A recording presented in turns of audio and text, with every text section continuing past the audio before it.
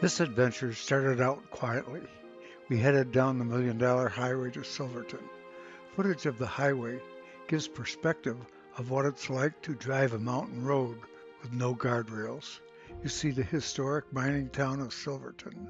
Then to Gladstone, a ghost town and the site of the Gold King mine active in the 1980s.